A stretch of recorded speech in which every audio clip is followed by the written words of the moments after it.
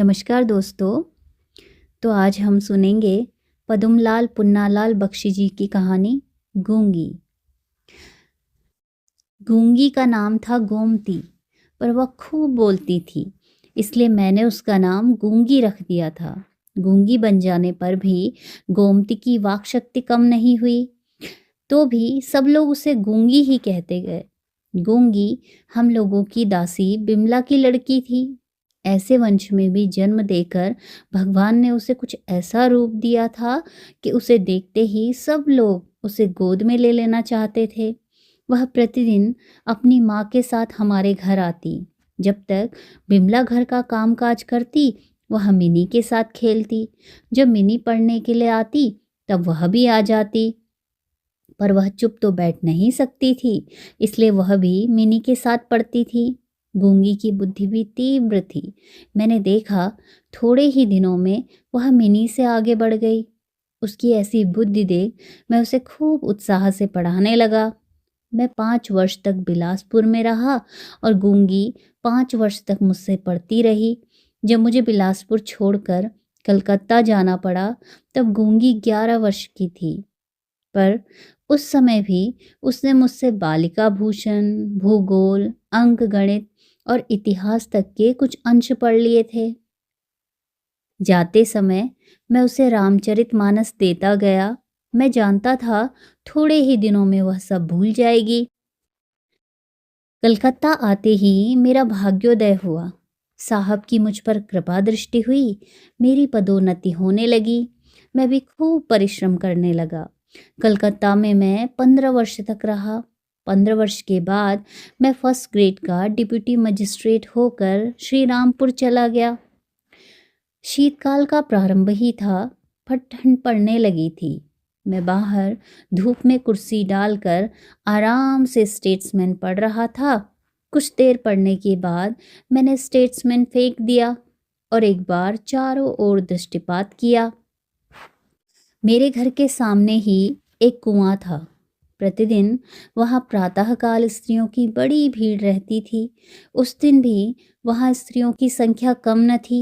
मैंने देखा कि हमारे घर की दासी मालती भी गगरा लिए बैठी है। इतने में कुछ स्त्रियां लकड़ियों का गट्ठा सिर पर लिए उधर से निकली। मालती ने उनमें से एक को पुकार कर कहा, लकड़ी बेचोगी? उसने उत्तर दिया, क्या दोगी? मालती कहने लगी, तू ही कह देना, क्या लेगी? उस स्त्री ने कहा, 8 आना। मालती ने कहा, बस बहन, हो गया, यह तो लेन देन की बात ही नहीं है। तब उस स्त्री ने कहा, बहन, 6 आने से कम ना दूंगी। तुम्हें लेना हो तो लो, नहीं तो जाती हूँ। यह कहकर वह जाने का उपक्रम भी करने लगी। मालती ने कहा, मैं तो 5 आने दूंगी। तब यह स्त्री फिर जाने लगी। इतने में दूसरी लकड़ी वाली ने उससे कहा, दे दे री, 5 आने ठीक तो हैं। उस स्त्री ने उत्तर दिया, नहीं बहन, मैं ना दूंगी। 6 आने से एक कौड़ी भी कम न दूंगी। तब तक मालती ने गगरा भर लिया था। वह कहने लगी, अच्छा ला। वह स्त्री मालती के साथ आने लगी। उसकी संगिनी लकड़ी वाली दूसरी ओर चली गई। मैंने फिर चश्मा साफ करके स्टेट्समैन उठा लिया और पढ़ने लगा। थोड़ा ही पढ़ा था कि मालती आकर कहने लगी, बाबूजी, लकड़ी वाली लकड़ी रखकर कहाँ गई? उसने पैसे भी नहीं लिए। मैंने कहा, आती होगी, उसे क्या अपने पैसों की चिंता न होगी? मालती चुप हो गई। तब तक धूप कुछ तेज हो गई थी। मैंने उससे कहा, मालती, कुर्सी भीतर रख दो। मालती ने वैसा ही किया। मैं भीतर बैठ गया। 10 बजते ही मैं कचहरी चला गया। दिन भर मैं काम में लगा रहा। संध्या होते ही मैं घर लौट आया। घर में आकर देखा कि पुरुषोत्तम बाबू मेरे कमरे में बैठे हुए हैं। मैंने प्रसन्नता सूचक स्वर में कहा, ओहो पुरुषोत्तम बाबू, इतने दिनों में मिनी कैसी है? पुरुषोत्तम बाबू ने कहा, वह भी तो आई है। तब तो मैं पुरुषोत्तम बाबू को छोड़कर भीतर चला, तो मिनी कमला के साथ बैठी हुई है। मिनी ने मुझे प्रणाम किया। मैंने उसे अंतःकरण से आशीर्वाद दिया। बड़ी देर तक हम लोग बैठे रहे, इधर उधर की खूब गप्पे होती रही। 11 बजे हम लोग सोने गए।